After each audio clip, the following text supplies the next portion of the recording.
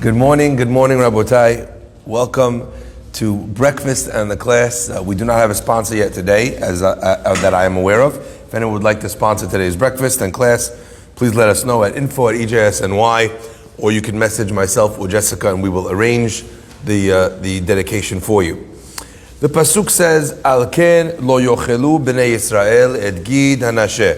We're all familiar with the idea that in the aftermath of Yaakov Avinu's fight with the angel and Yaakov are wrestling, and as they wrestle, something seems to happen, and in that process of the wrestling and and moving back and forth, Yaakov Avinu's thigh gets injured. Vataga bekaf yerech Yaakov, and the pasuk says, "Al ken lo yochelu." Therefore, since Yaakov was hit in the gid hanasheh, the sciatic nerve, in this wrestling match with the angel, therefore the Jewish people don't eat the gid hanasheh. And the question is, what is the connection? Because Yaakov Avinu was hit in the gid hanasheh. Jewish people can't eat, gid hanasheh ever. If he was hit in the side, then we wouldn't be able to have steaks. If he had punched him in the mouth, then tongue would be asur. What's the connection over here? Why is this something which finds its expression in an eternal mitzvah because of something that happened in the story? What did the Jewish people do that this should become a sin and an averah for them? And there's a magnificent story that was presented to Rav Zilberstein. Rav Zilberstein is always given these very interesting halachic conundrums, and they're fascinating to follow because they make you think. He tells a story about a chatan whose name was Yochanan. Okay, guy's getting married. He's getting married in one of the wedding halls in Jerusalem, and the yeshiva that he studied in was in the north of Israel. So it's quite far from north to south in Israel, especially with traffic, as there often is traffic in the lead up to Yerushalayim and other places. So he realized that for the boys to get there would be very difficult. Anyway, he goes to his friend, Yochanan goes to Naphtali, and he asks him, he says, "Do me a favor, Naphtali, here's 1,200 shekel. I want to rent a bus for the boys from the yeshiva to be able to attend the wedding." Naphtali says, "No problem, you got it, don't worry about it, I'll arrange it, 100%. Takes the money, he gets the bus. The bus is waiting outside the yeshiva, up in the north, and it has place for 50 boys. Time comes, for whatever reason, 35 boys get on the bus. So there's about 15 extra seats on the bus that are not used. As the bus is pulling out of the yeshiva lot towards the exit of the city where the yeshiva is, this boy Naphtali, who made the arrangement, sees that there's another group of boys, maybe 10 or 12 boys from another yeshiva down the block from them, that are also trying to get to Yerushalayim. He tells the bus driver, "Pull the bus over." Bus driver pulls the bus over. Naphtali walks down the stairs of the bus. He says, "Tell me, where you guys going?" They said, "Oh, well, we have a wedding in Yerushalayim." He says, "Where is it?" The guy tells him the name of the wedding hall. It's a wedding hall just down the block from where he is, where the wedding is, their wedding is. He says, "Listen, if you guys want, we have a bus going to Jerusalem. At the end of the wedding, you can even come back with us. At a simple price of 50 shekel a boy, you'll be able to ride the bus with us." The boys say 50 shekel to have a bus ride from all the way up north down to Yerushalayim and back, 100% worth it. Fantastic. They all get on the bus.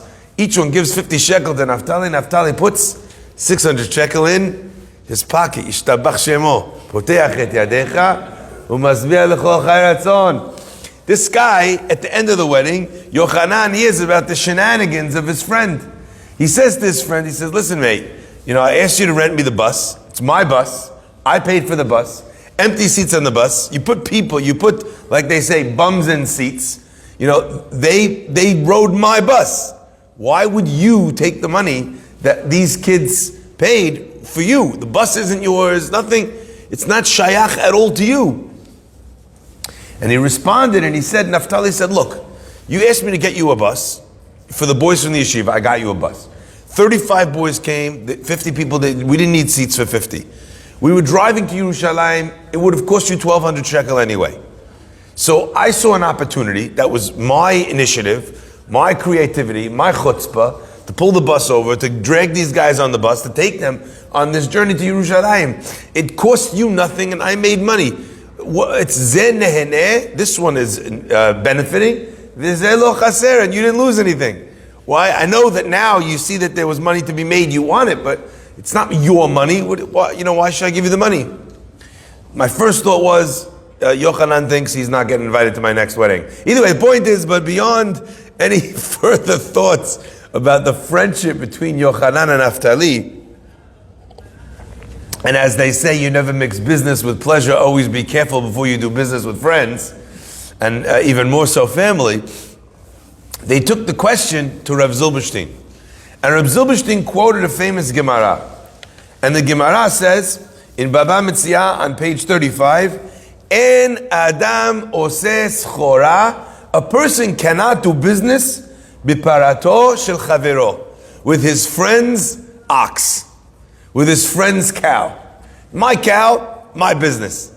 This doesn't belong to you. You can't do business with my things and make money with my things, with my cow, with my business, with my printing press, with my whatever belongs to me.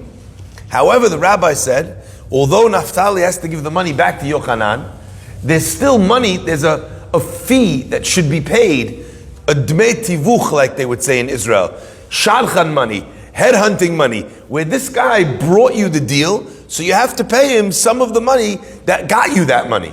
So the rabbi said a fair amount, I would think, is to give 100 shekel to Naphtali. Okay? This is the story as it stands. All right?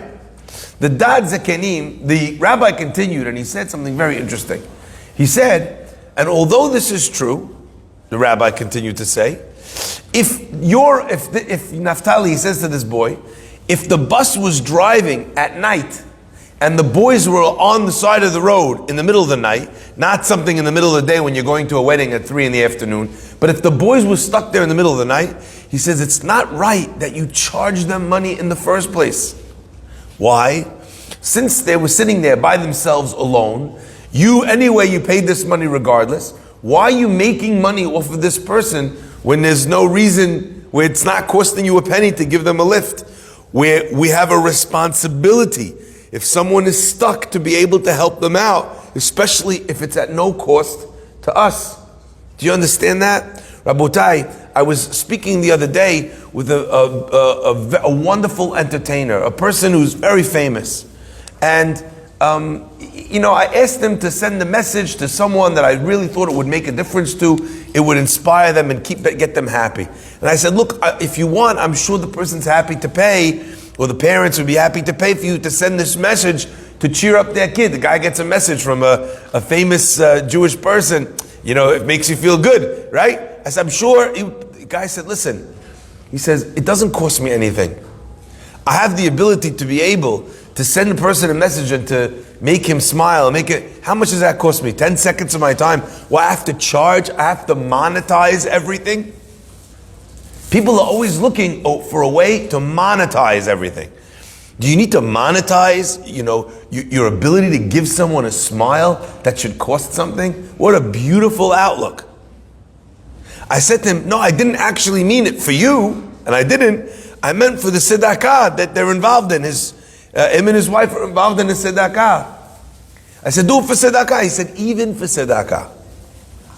And I said, maybe, perhaps, the logic there is, on the one hand, you have the tzedakah that you want to benefit, and this money that he would have given for this message could have gone to tzedakah. On the other hand, this is the point, why would you trade one tzedakah for the other tzedakah? Why should this tzedakah be given money at the expense of this act of tzedakah? It creates a mindset that everything I do needs to be transactional. It can't be just because I want to do the right thing. And I so appreciated to hear somebody say that in the most beautiful way. Now, the Dad Zekenim, where do we learn this idea from? The rabbi told him, he says that you should pick them up for free. He says the Dad Zekenim Ba'alei Tosafot writes, the reason why the Jewish people, the reason why they don't eat from the Gidan Asher, the reason why till this day we have to devein the back of the animal to get rid of the sciatic nerve. And by the way, Only Sephardim do this. You should just know. Only Sephardim do this deveining process called nikur. Ashkenazim, they don't have the misorah, they don't have the tradition handed down to be able to give it. They chop off the whole back of the animal and they sell it to non-kosher, or in their terms, to Sephardim. Right? That's what they do with it. They don't want anything to do with it because they're so nervous about this thing over here, about what's it called? About Gida Nashe, that they don't have the whole back. By the way, apparently the best steaks are in the rump. That's what they say. So if you don't have the opportunity to use that part of the animal, look what they're giving away. Why should the Jewish people be punished this way? Says the Dad Zekenim, you know why? Because why did Yaakov get attacked? Why is Yaakov limping? Because he was left alone at night. Vayivater Yaakov levado, because the Bnei Israel, they crossed the river, no one came back with him to get his things. You can't leave someone alone without accompanying them. This is a mitzvah, Rabotai, a big mitzvah people are not aware of. You have someone comes to your house for Shabbat, you serve him the best food, give him the best wine, make him feel very comfortable, and then he says, okay, I need to go. You say, Alamak, and your abo, your Gita Nashe, is glued to the chair. But there's a mitzvah, the mitzvah is called Levaya, the most important mitzvah, so important. Some say Levaya is even more important than the Achilah and the Shtiyah, the eating and the drinking that you give him. To stand up, walk him to the door, even Rabotai, 4 amot outside of the door. So when the Bnei Israel let Yaakov go across the river by himself and didn't accompany him, so therefore the attack is therefore as teshuvah for that act. To this day, we're not eating Gida Nashe. To this day, Ashkenazim cannot have a delicious steak. Sorry, guys. Do you understand this? Rabotai, lesson number 1 is this concept of livaya, of what's it called? Of accompanying somebody, making sure that person feels, and this is, I think, the point, not just that you gave him to eat and you gave him to drink, but also that when he leaves, you feel bad that he left. You want to use every minute that you have of his company. So even as he's leaving, even 4 amot out of your house, you're still walking with him. Our rabbis tell us that later on we're going to learn about the sugya of egla arufa, of the cow that has its unique way of killing it as a kapara, as a memorial to the fact that someone dies between 2 cities and we don't know who killed him. So the Torah tells us in that scenario, the zikenim, the elders of the city come, they place their hands on the egla arufa and they say, our hands did not shed this blood. Ask the Gemara, what, did we think the zikenim are on a serial killing spree? Like they need to absolve themselves to say that they didn't murder the Central Park jogger? Like that's what's going on over here? We need to say, guys, it was not the chief rabbi. The chief rabbi is not involved in this killing between these 2 cities. What's the point? Our rabbis tell us that what they're saying is not that they didn't kill him, but we're saying sorry. We're almost taking responsibility for not having accompanied him towards his destination. The rabbis say, why is it that accompanying him would have helped? You accompany him 4 amot outside of your door. How's that going to help when he's in the valley between the 2 cities? They still would have attacked him on the highway. And the answer is a fascinating concept, which exists today still in Middle Eastern countries. If someone comes as a guest to your house, and then that person is attacked after he leaves your house, it's considered a personal act of war against your family. If that person is your guest, and someone attacks your guest, it's considered a personal act of aggression. Al-ken ba'u betzel korati. Therefore they came under the shadow of my roof. This is considered to be my guest. Okay? So we see the importance of livaya over here. But Rabotai, I want to just round this off with one last element. You see over here, Rabotai, something else as well. We started off by quoting the Gemara in Baba Metzia, where the Gemara says, right? En Adam Oseh, a person does not do schora, does not do business, right? Biparato shel chavero, with the cow of his friend. Okay? And I thought to myself, That idea, which means that Naphtali can't make money on Yochanan's bus, right, is also something perhaps that we find somewhere else in our parasha as well, where, Yaakov and Esav are mortal enemies at this point. Yaakov is trying to, so to speak, placate Esav and tell him, look, it's okay, the berachot, everything, it's not really a big deal. Look, you see, I'm still subservient to you. Here's the gift I'm paying you, I'm sending you as homage to you, to show you that I don't feel like I'm in charge of you, rather that I'm paying you this kind of tax. So Yaakov sends him all of this, these animals in the beginning of the parasha. And there's a beautiful lesson in this story, Rabotai. Esav is so upset that Yaakov has something that's his. That's the point. And I think maybe that's the depth of what Esav is saying. I have a lot. Yaakov says, Yesh li kol. Esav says, Yesh li rav. Why does Esav say Yesh li rav? The simple interpretation is that Esav is saying to Yaakov, I have a lot, I still want more.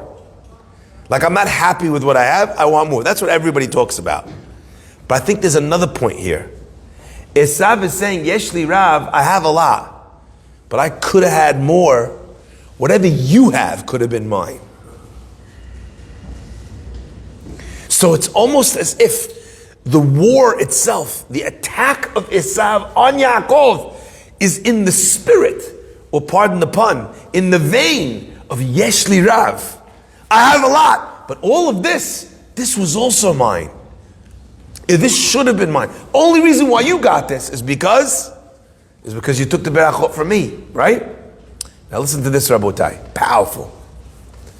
If Esav had understood these words of the Gemara, En Adam oseh schora beparato shel chavero, he'd understand that that's not only a halachic law, but it's also a hashkafic principle, a truism that people don't understand.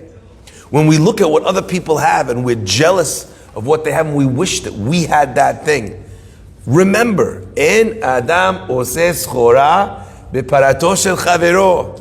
If it's his cow, you're not making money from it. If it's his business, you're not making money from it. If it's his opportunity, you're not making money from it. To look at someone else's, I had this idea, I can't believe he did it, I should have done it first, I can't believe it, if only I was doing what he was doing, I would have all that money now. Yesh li rav, but I could have that. No, you would never have had anything. Bi parato shel chavero.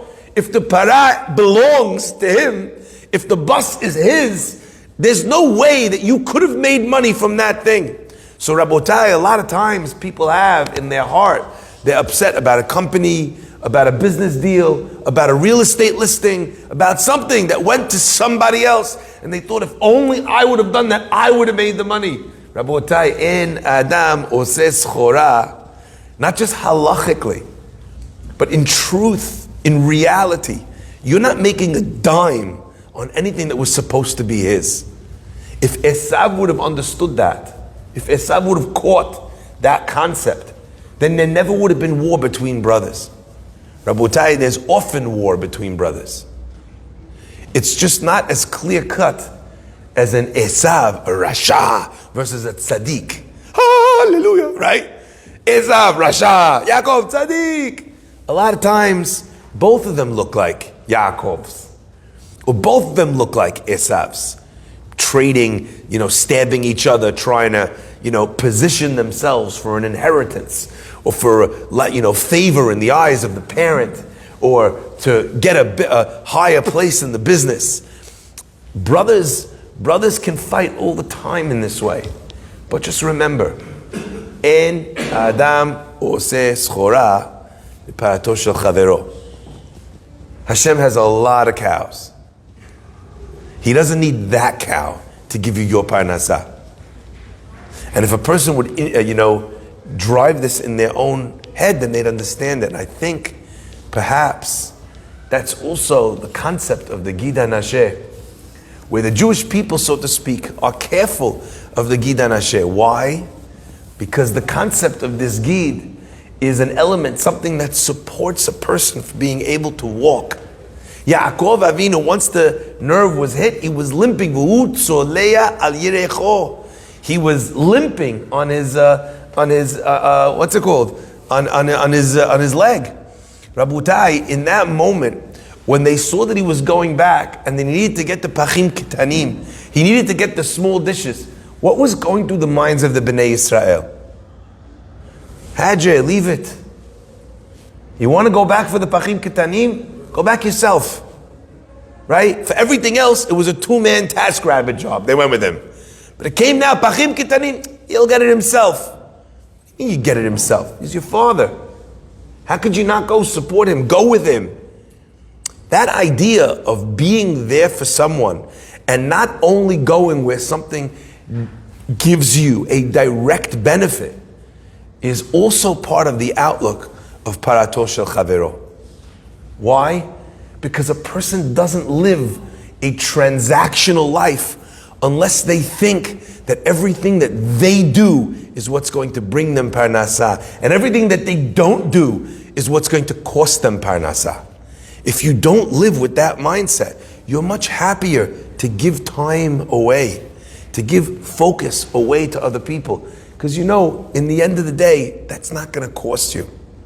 What a fascinating idea that is. En Adam oseh schora b'parato shel chavero. May Hashem bless us always to have this good eye, and through having that good eye, this ayin tova, to live a beautiful, happy, and content life. Baruch Adonai le'olam. Amen ve'amen.